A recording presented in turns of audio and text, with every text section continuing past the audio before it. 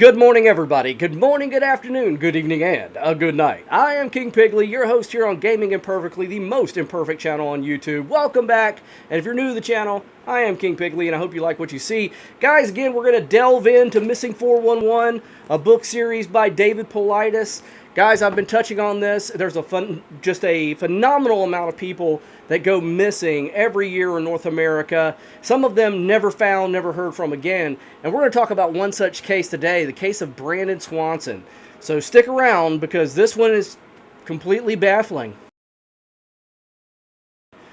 Brandon Swanson was a 19-year-old man from a small town of Lind in Minnesota. He was going to community college, a trade school, studying wind turbines. From all accounts, Brandon Swanson was just a well-mannered, all-American dude. You know, he was a nice guy. He had a great relationship with his parents. He had a sibling that he had, a sister that had a great relationship with. He was extremely intelligent and was doing very well in school. In fact, when he graduated high school and went to work in science and studying renewable energy, it all just kind of seemed to fit. It was like a piece of the puzzle for Brandon because he seemed like the kind of guy that it just made sense. Like, oh, Brandon's studying wind turbines. You know, it's something he was really into, and he was a great student. Again, he was a really smart kid. And while he was going to this community college, Brandon was going to graduate and he was moving on. He was actually planning to go to Iowa to a college there and to continue his studies, continue his academic career on a path of renewable energy to find a job as an adult, you know, in that field. And so he was really excited about that. And then on May the 13th, Brandon went up to a party in Lind and decided that at this party, he was hanging out from all accounts, so he was completely sober. There was nothing crazy going on. And he, like I said, he was a good kid. Everybody knew this guy that did know Brandon would tell you that he was just a stand-up good person. And so then, after this one party he was at, he decided to go to another town, and I think it was called Camden. So Brandon, after leaving this one party, went to another party in a town called Canby. And Canby wasn't that far away from Lind, you know, maybe 25, 30 miles. He went to this party, hung out. They did say they were doing some drinking at this party. Now, for those that don't know, in the United States, the drinking age is 21 years or older. Never quite understood that, considering if you're 18, you can join the military, but if you're 21, you can't drink. So technically, you can go to war and get shot and die, but you can't have a beer. I don't know. Anyway, ours is not the question why. Let's just continue on the road to what happened to Brandon Swanson, because it's a weird one. So at this party, it was said that Brandon maybe, and it's not even completely verified 100% of the other, but it was said that Brandon maybe had one shot of whiskey. Brandon wasn't into drugs. It wasn't something that he did. He decided, though, to leave this party. It was getting late. It was sometime after midnight, and he thought, well, I'm just going to drive home. Now, he grew up around this area. He knew this area like the back of his hand. Brandon, to say that he didn't know where to go and how to go is a really strange thing. But what he decided to do this particular night, what makes this strange, is that, one, he decided not to go on the highway, which is a straight shot from Canby to Lind. He decided to go a roundabout route on some back road. Now, it may have been that Brandon was consuming alcohol more than we know, but from what we know, he wasn't, or he only had a shot. Either way, for whatever reason, Brandon decided to take the back roads, and it could have been that he decided to go down these back roads to avoid police officers. We'll never know, because around 12:30 or so, Brandon actually gets stuck off the side of the road, and he calls his parents, all right? And when he calls his dad's named Bill. He calls his dad and he says, Dad, you know, my car's stuck off the side of the road in a ditch. I need you to come get me. You know, he tried to apparently call some other friends prior to calling his parents, because we all know what it's like. You're 19 years old, you've goofed up. The last people you want to call is your parents, because you know you're going to hear it. And Brandon must have really felt like, plus he didn't want to bother his parents late at night, because it was late. So he did try to call some other friends. His cell phone records show this, as well as the friends who didn't answer. You know, their calls showed who called. Brandon tried to call. But regardless, he didn't get his friends. He got his parents on the phone. And so his mom and dad, Bill and Annette, get in their vehicle and start driving towards Lind. Now, Brandon gave them very precise directions on where he was. And so as they were riding and 20, 30 minutes go by and they're like, okay, we're on this road, Brandon, where are you?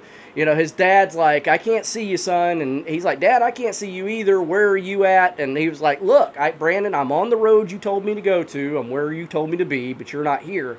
Where are you? And he says, Dad, you're just in the wrong spot. Just keep on coming down the road, and if you keep coming down the road, I'll flash my headlights in my car, you'll see me. So Brandon's sitting in his car, flashing his headlights, and his dad's going, son, I can't see anything. So the dad starts flashing his headlights, and the mom's on the phone with Brandon, and was just like, Brandon, what are you doing?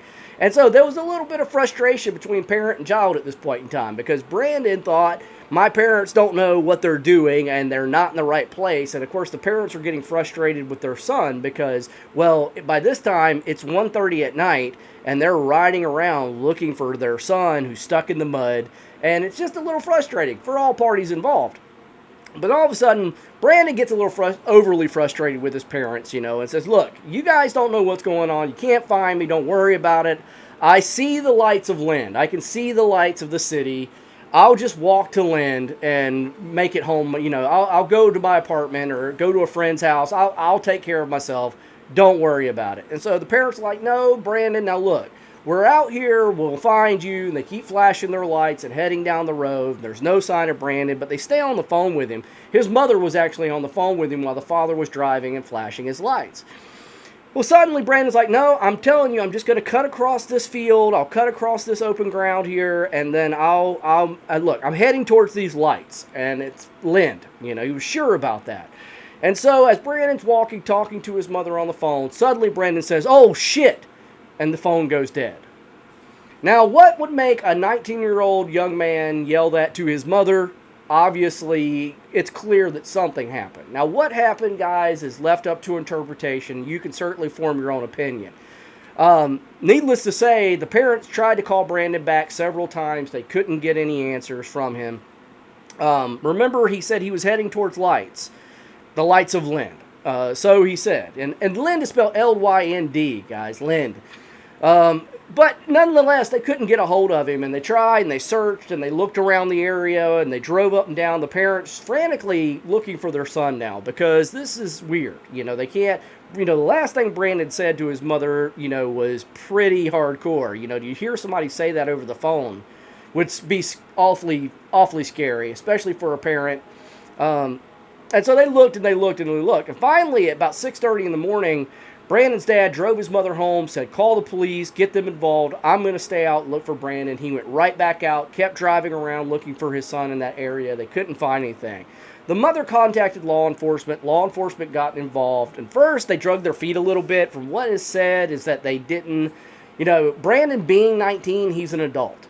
And usually an adult has to be missing for a certain period of time before they start getting worried as police officers. But they insisted. The parents insisted, look, our son is missing. We need help. This is what happened. So the police did get involved. So they called the law enforcement agency, contacted the cell phone company, Brandon's cell phone company, and they triangulated his last phone call, and he wasn't anywhere near Lind. He was actually about 1.5 miles away from Highway 68 on the county line of Lincoln and Lyon. Nowhere near. In fact, it's about 25 to 30 miles away from where he thought he was, which makes no sense, guys. If you think about it, if you grow up in an area, you know the place, and you're on your way home, and you've driven a place, and you grew up there. It's your hometown. You know the roads. You know where to go and where not to go. You know what's left. You know what's right. Even on confusing back roads. I mean, I'm from a really rural area in North Carolina, and if I'm on a back road there and I'm driving around and you turn left and right and back and forth and up and down and over this hill and back this holler, I will know where I'm at. It's just the way it is. And I'm sure that same thing goes with Brandon. He knew what he was doing and where he was at. But in this case, he didn't, because he said that he was outside the town of Lind, and he was actually 30 miles away from Lind in a complete opposite direction. So it's really curious that he didn't know where he was at. But even more curious now is that where was he actually, because he said he was looking at the lights of a city. He said off in the distance he could see lights.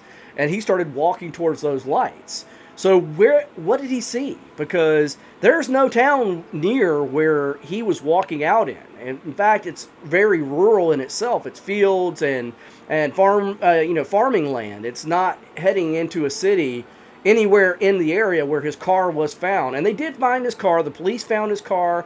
They searched the whole area. There was no sign of violent struggle. There was no blood. There was no traces of Brandon at all. They searched his car. There was no alcohol. There were no drugs. There was nothing. Over this period of time, they actually searched for Brandon for 120 days straight. And then over the course of 15 years looking for Brandon. Now, he's been missing, 18, 12, he's been missing 15 years now.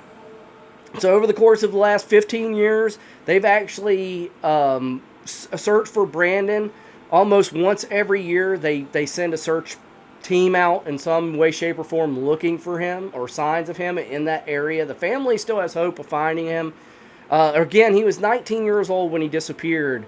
So, Brandon would be in his early 30s, mid-30s right now. It's a really sad, strange thing.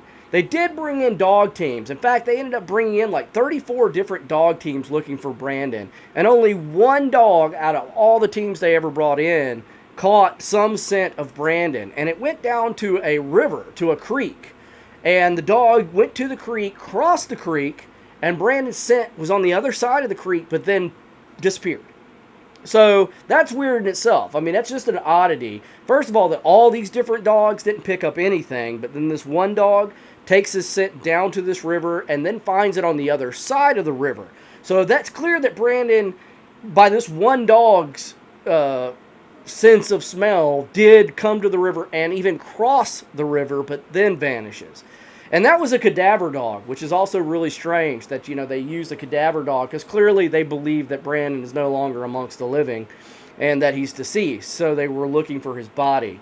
Needless to say, all this time later, guys, they still haven't found a single shred of evidence of what happened to Brandon Swanson. It is a complete and total mystery and probably always will be. I really hope not. I hope the family get closure one day and they find out what happened to Brandon. They looked up and down that river. I know what you guys are thinking. He fell in the river. He did all this. They dredged the river. They looked miles up and down. In fact, the entire search area was 120 square miles that they ended up looking for Brandon.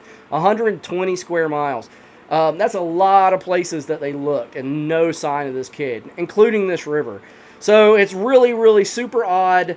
I'd love to hear your opinion on what you think happened to Brandon Swanson. Leave something in the comment section below. But that's it for King Pigley today. I sure hope you enjoyed this. Please go check out David Paulides. He's got his own YouTube channel. I'll put a link for it down in the description. Also a place where you can go and buy these books because they are fantastic books. If you enjoy true crime, mysteries, all that stuff, guys, there's no better books that you could have. But anyway, that's it for King Pigley. If you like this video, please smash the like button. It helps me out, lets me know you're enjoying the content. And if you do want to keep coming back, make sure you hit that subscribe button and the bell. Get the notifications so you don't miss out on the next dark, strange, true life, macabre, fantastic, wonderful, sad story here on Gaming Imperfectly. That's it. I'm out of here, and I will see you guys in the next video.